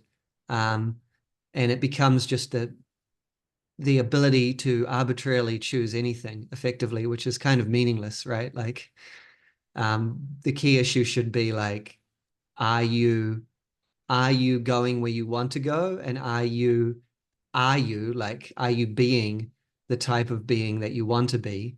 And um, both of those have a certain the freedom is kind of necessary in those because you don't want to be an automaton, but a huge amount of constraint, discipline, regulation, etc., is also part of that. So on that level, I agree totally. I guess I was thinking more on the like absolute metaphysical level, like at the end of the day, Yeah. do we have, and also what does that mean? Does it just mean consciously choosing as well? Yeah, that's a Um, funny thing. yeah, Like that we yeah. imply that already in the free will. Like when Vervaeke speaks about taking the step consciously. I mean, that's just the left hemisphere view of free will. Are you familiar with the Libet experiments about free will? The sort of twitch No. your finger when you, okay. Oh wait, is this So the wait, can you elaborate? Is this the where you do something and then it's mapped in your brain? yeah, so I can't remember the full name of the guy. I think it was Benjamin Libet, but it was done in the 80s, I think, 80s and 90s. And basically what they got people to do was just arbitrarily choose to move their finger. And in the meantime, they were like looking at like a very fast dial that was showing basically fractions of a second. Yeah. And they said, like, note where the dial is when you make the decision to move your finger. Meanwhile, they were measuring their brain waves. And then they were basically saying, oh, look, whatever it was quite big. I think it was maybe like 200, 400 milliseconds before they actually Yeah. consciously decided to move their finger. The brain waves were building to that action before they even apparently were consciously aware of it. What was interesting though is they could stop that process arbitrarily as well, consciously. So Libet, I think he wrote about we don't have free will, but we have free won't. We can stop an action, but we can't initiate one consciously. But one question that comes up when people sort of think about this and what it means for free will is, well, is free will equated with, is it just the same thing as conscious choice? Well, there's two big issues. One is free will as trivial as moving your finger? Or is that just like an arbitrary random movement that doesn't mean much? I think that actually McGilchrist talks about these experiments at some stage in his book that you're reading. Yeah. But so another issue is like, well, what is the self that free will pertains to? Is it just the conscious self, or is it something deeper? What Hmm. if you do have free will, you freely chose to move your finger 400 milliseconds before you consciously registered the decision, but it was still you, you know, like it was your deep self that decided to move the finger, something like that, you know, like Yeah. what is the self actually? Like Yeah. what is the thing that has free will? Yeah. And then, I mean, those experiments, people that base their view of free will on those experiments, I feel bad for. I have a Yeah. friend whose father is a neurologist. Uh-huh. Is that a, yeah, neurologist? And he Hmm. bases his view on free will on that, and that makes him a hard determinist. And like, well, there's so many like there's so many reasons why that doesn't conclude the free will debate like at all, like not even a little bit. And I Mm. think I like the way Castro speaks about the brain, and when there's psychedelic experiences and there's you see the brain doing all these things, and people reduce it all the way to that. Um, it's like, why reduce it to the neurological level? Like, why is that the Mm. most real thing? Um, Hmm. and just because it's decided in the brain before it happens in the body, why does it make it not free of some sort? And so I'm not even saying that it isn't. It's just I don't think it's very good argumentations, like philosophically speaking. And Well, I that's think, yeah, if you're basing your whole view of free will on those experiments, I don't think that's very wise. Um, but I do think it is a data point, like it is something. It does it's tell us very something. interesting. Yeah, it would be it would have been like quite striking if we found that it like the brain activity totally coincided with Yeah, the conscious choice. I mean, that would have given us some evidence that maybe free will does exist in the sense that we commonly think about it as conscious decision. yeah. But yeah, I don't think you can throw out free will with But you see how it goes both ways, like you say.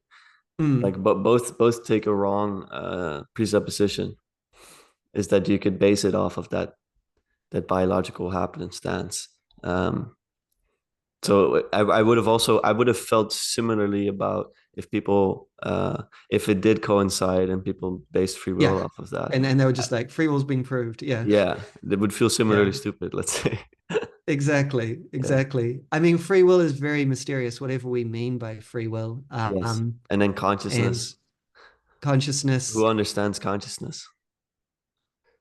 That's it. I mean, it seems that these phenomena are always like consciousness is always mixed in with unconsciousness. Free will is always mixed in with constraint. It's hard to sort of point to a moment and be like, that was me exercising my free will.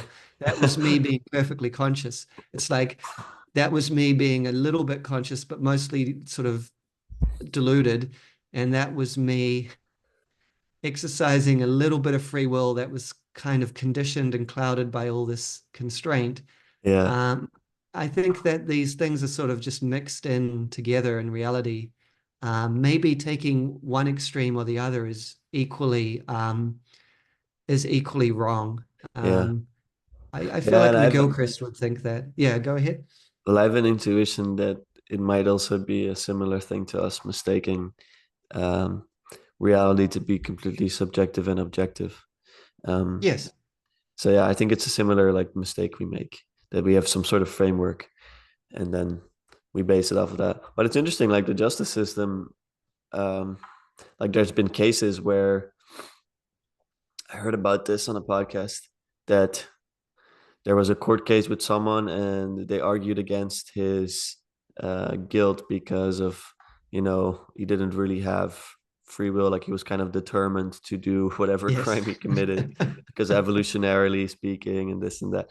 It's Yeah. like, yeah, if we really start to believe this as a whole, like if we really start to divert from the idea of free will or God for that matter, it would have some severe consequences for what criminality means and what you can do. And well, then I also hear Sam Harris counter that with some things, but when I Wolfgang mean, Smith, yeah, go it's on. interesting because sorry, I No, cut no, you off. What were you? go.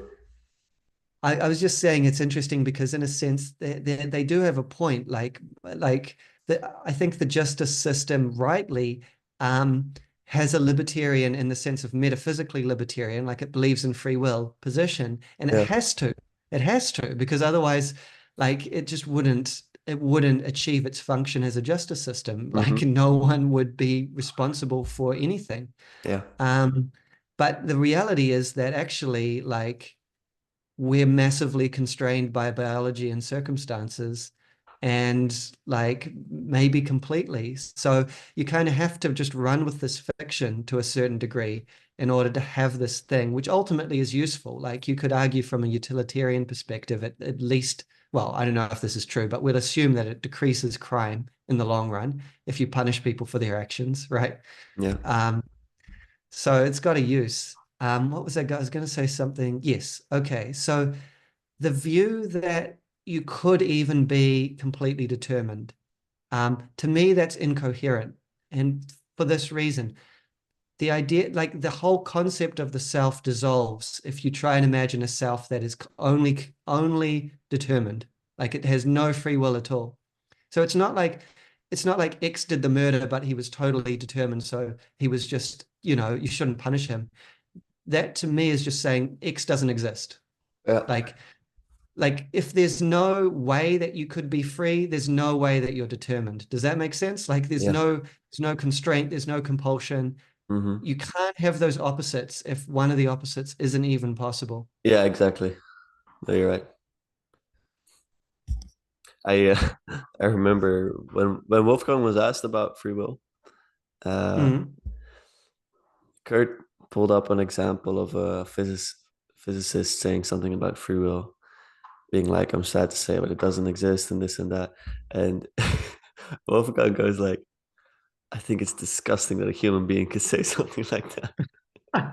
And I just love that so much because he's like so appalled by some of these things. Like we're used to it, you know. We're used to yeah. people saying stuff like that because it's just the modern scientific paradigm seems to be a religious one for some, and so that's what he calls scientism, Mhm. not being scientific.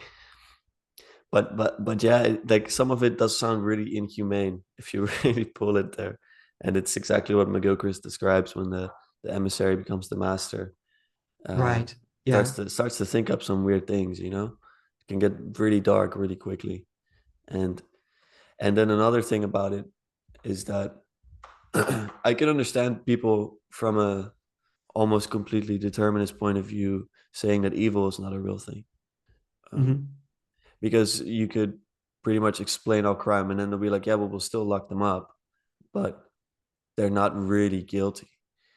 And I think one of the dangers in that is that you just remove agency. It's similar Yeah. to playing a victim role where you blame all of your problems on external cause. Yeah. So I have a lot of empathy for people that are in different circumstances that are difficult, and you have, you know, a lot of forces seemingly working against you. But if you start to give Hmm. into that, well, what are you going to do with your life? Like you're removing all responsibility, and I think you're removing meaning from your life. Absolutely. And I think we actually owe it to criminals to try them and punish them in a sense, because Yeah, that is actually speaking to their human dignity. You're not just saying, you're just, you were just completely determined. You didn't choose this at all. You can't choose any different, but maybe we can condition you like to be different. yeah. Maybe we'll sort of, have you seen Clockwork Orange, that whole thing? No, what is that? Oh, it's a Kubrick movie. I think it's Kubrick. It's one of its premises is that it's sort of set in a kind of dystopian future. But one of its premises is that they try to like because they're like, enlightened in the sense of like progressive, they don't want to punish, they want to like recondition you. So they kind of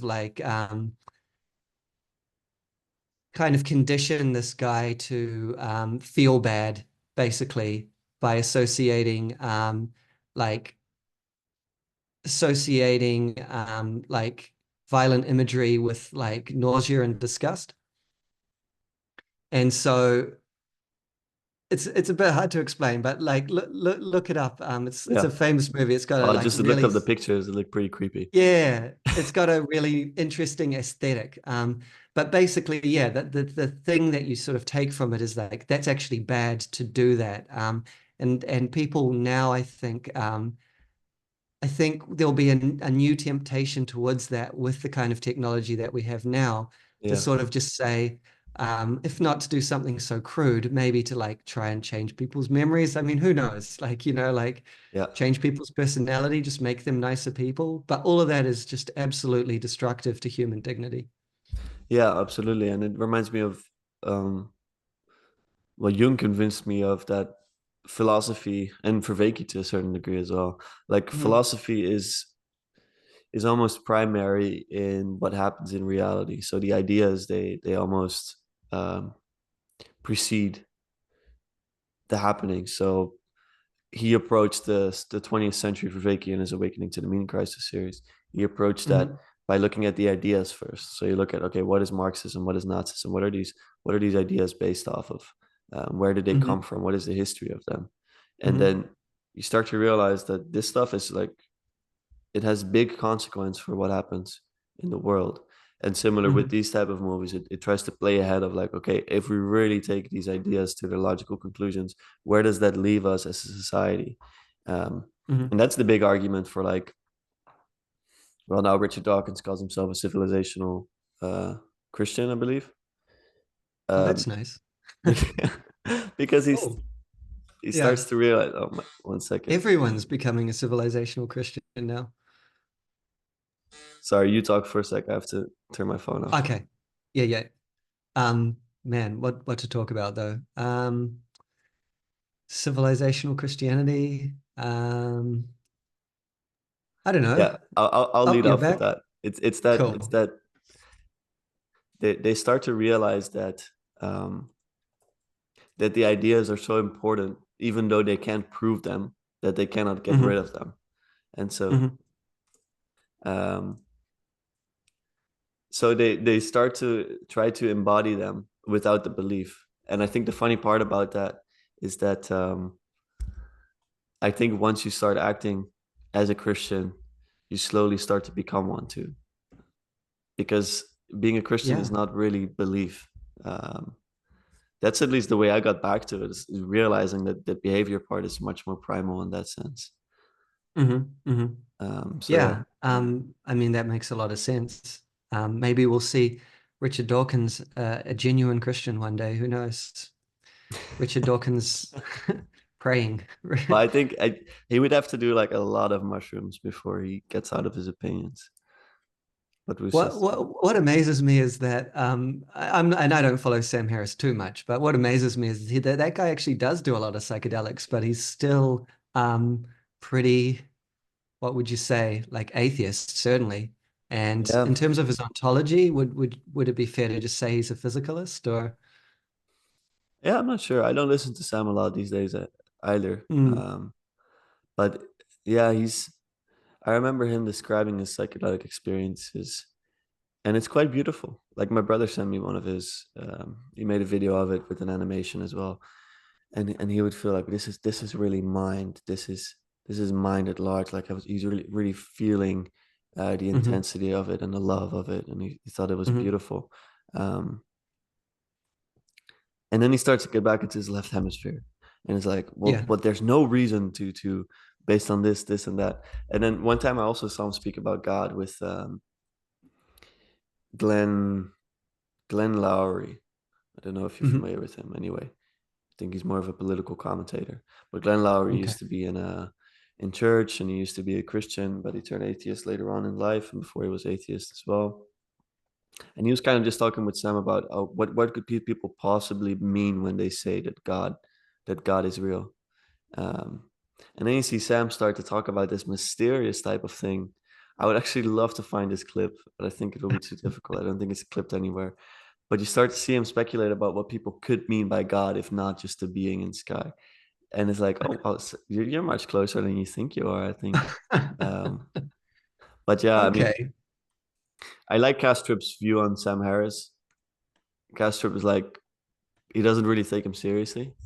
And I think it's not that you shouldn't hear his ideas and realize that a lot of people are listening to them and they're uh, influenced by him, but it doesn't take him serious in the sense like he doesn't see him as a serious thinker on the topics that he often speaks about, because Mm, he's a neuroscientist, you know. hmm. And it's what Wolfgang says as well, is like physicists are often good scientists but terrible philosophers. Like Mm, it doesn't say much about your philosophical foundation that you're good at being a scientist with hard sciences. That's mhm. just, yeah. And even if I you go ahead. yeah. I was just going to say, I do have an appreciation for him. I think I would have previously had more of an allergy for him and people of that kind of persuasion, but I don't know. I think that um, they have a role, and they're kind of precision and clarity in a certain sense, but it's left brain precision and left brain clarity. But still, I think that it actually can be really helpful in a conversation, because you can also get the opposite problem of just being extremely vague, or just sort of like thinking things up that are edifying and nice and inspiring, but there's Yeah. no hard Yes. there's no hard evidence or argument for them. And That's what I so love about speaking to Vervaeke. mm, Like he's mm, so scientific. So part yes, of his job is to specify and to really be specific with language. And so even yes, though it's fun to speak with people that are extremely open and don't really have a scientific foundation because they're able to enter into different realms of reality, so to yes, speak. He keeps that precision, so his left hemisphere remains active, and I think Sam is an example of that as well. And I don't hate Sam again.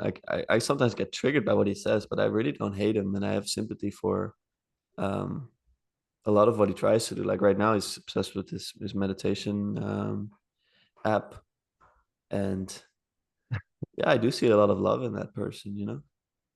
well, absolutely. Man, what was I going to say just before? Oh, yeah, Vervaeke definitely is in that sweet spot where he can use the left hemisphere really well, but Yeah, he does not lose touch with the right hemisphere. Like it's yeah, just wonderful, and sort of like mind and body, because he does Tai Chi and things like that. Just absolutely extremely well integrated person. yeah. Um, but yeah, um, I'll say this what? about him Yeah. that he takes his consciousness very seriously. Yes. So he treats it like something sacred, and Yes. and that I think is very admirable. So he does all these practices, and then he also says, "Yeah, this is the reason my hair looks like this. You know, this is the reason I have a belly." like, although I'm not sure if that should completely justify those things, um, I do I do see where he's coming from. Like he's in many ways showing us a completely different way to live from the modernist way to live, and and Absolutely. and he shines forth. Oh, So he absolutely does. I think he's incredibly compelling. I think there's still some remainder in me that resists him for some reason, and I think that's to do with maybe it's a personality difference, but I think it's also just like a stubborn sense that there actually is something absurd and inexplicable in reality, to come back to our previous point. yeah, Um, like there is something chaotic in the nature of reality. Um, But I mean, how could I argue for that? It's sort of like, I guess, difference in personality, intuition, something yes, like that. that for sure. Mm, And I think another thing about Vervaeke is that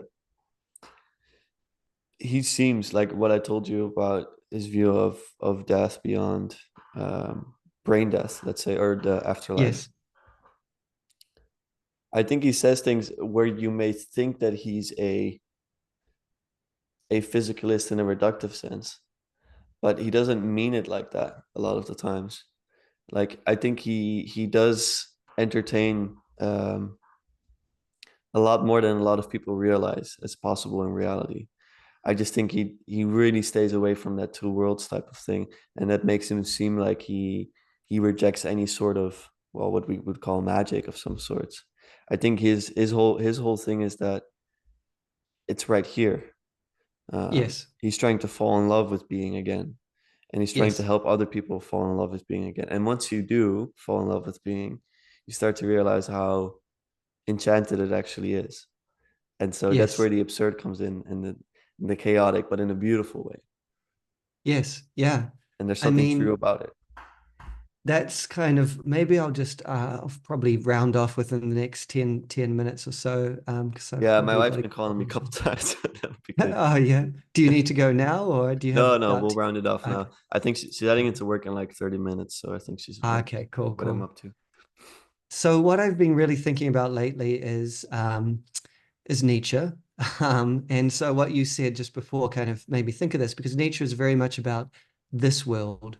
And and and so maybe there's even some Nietzsche in Vervaeke. I think that I haven't heard Vervaeke talk about Nietzsche maybe at all. It seems like the one thinker that he wouldn't resonate too much with, but I could be wrong. But Nietzsche really also loathes the two-world hypothesis, you know?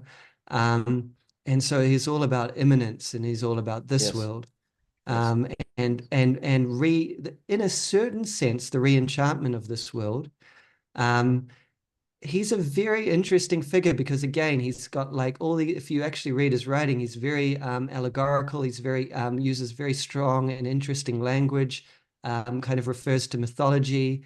Like he's not a very left brain person in that sense, but he's also very like dispenses with superstition, and you know, like yeah, definitely doesn't believe in God. And so he's got a strong scientific left brain approach as well, and he combines them as well, really, I would say well, but very differently than Vervaeke, much more explosively, much more energetically. Maybe that's why I resonate with him, because he's, you know, there's more chaos, maybe more chaos in Nietzsche's world.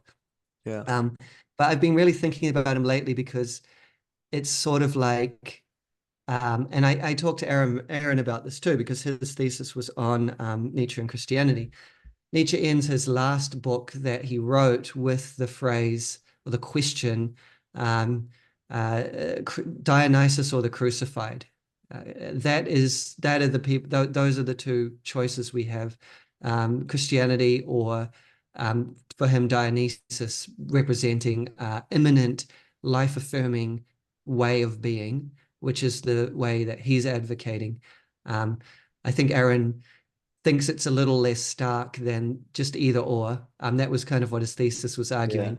I I agree. actually, having read a bit more of Nietzsche, or reread him recently, I think it actually is quite stark. I think he really is opposed to the Christian worldview, and not only the Christian worldview, but the post-Christian worldview as well. You talked about civilizational Christians and kind of new atheists kind of realizing that the civilizational Christians, and I think that that's because they are, and they always were. Our whole world still is conditioned by Christian assumptions and certainly Christian morality, right? Sure, yeah, Equality is essentially grown out of Christianity, the whole notion that we are intrinsically equal.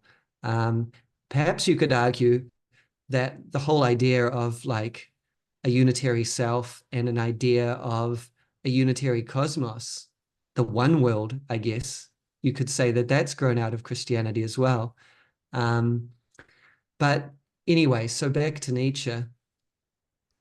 Nietzsche's really fascinating because he's consciously trying, and in a way, desperately trying to find an alternative worldview that's not conditioned by those Christian presuppositions. And partly to do this, he looks back to the ancient world, Greece and Rome. But he's not just about going back, like, you know, he embraces modern science, so he's also looking forward as well.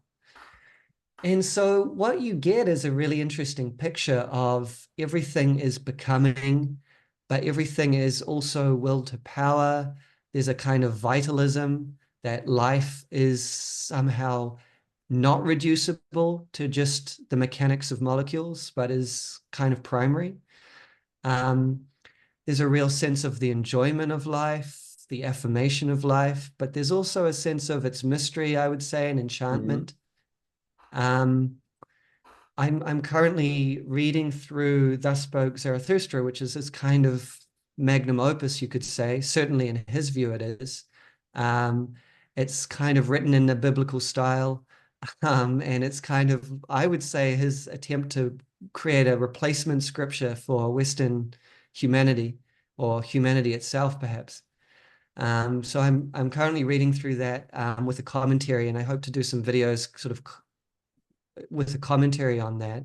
Cool. Yeah. The commentator I'm reading, whose name is Lawrence Lampert, Mm. he argues that he actually did have this kind of positive attitude to religion as a kind of Dionysian religion. His idea was that the masses they couldn't be philosophers, and he didn't expect them to or want them to. So they'd have to have some kind of religion. Well, what would it look like? Well, it would be this Dionysian life-affirming religion. And so that's why he refers to Dionysus in his writings. So anyway, I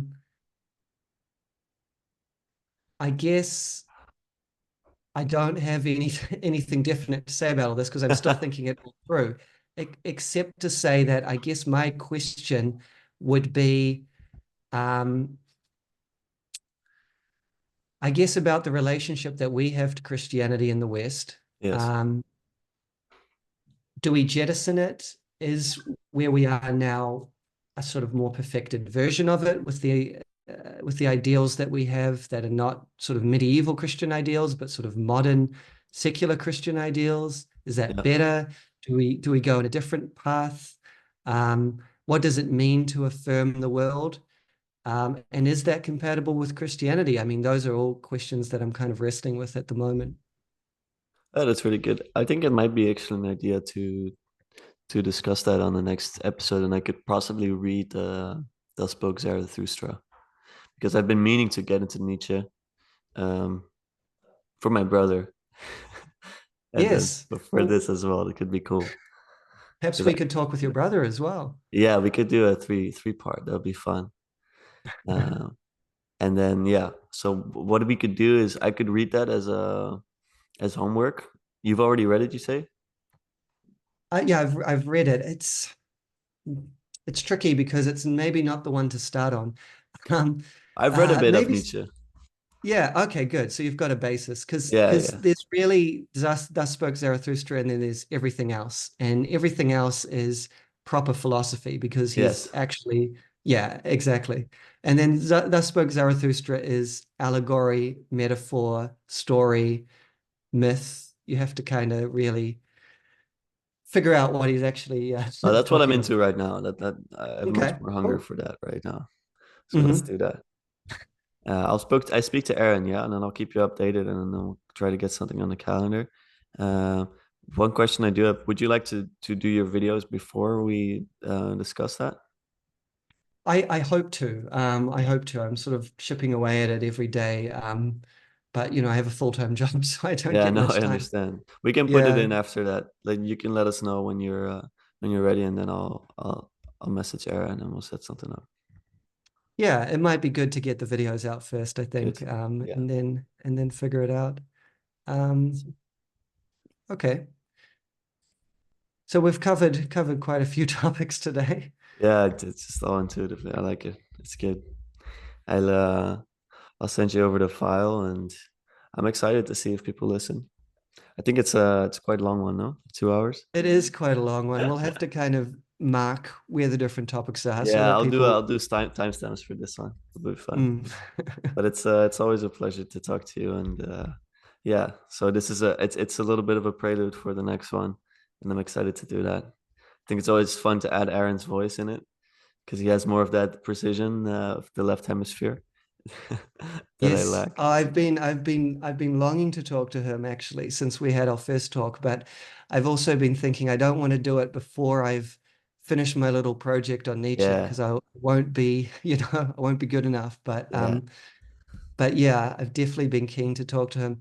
And if there's any of your other listeners or people that you interact with that also want to have a chat with me, I'm definitely open for that as well. If anyone Good, has any interesting topics good. they want to talk about. Yeah, and reach out to people if you want. If you see a guest of mine, they're usually quite accessible because I got access. Hmm. Yeah, yeah. Yeah, if you see Awesome. someone interesting, it's a good idea. That sounds good. Then good luck with the projects and with the busyness, and then I'm really excited to speak again. Awesome. All right, Thank you, see you. Lucas.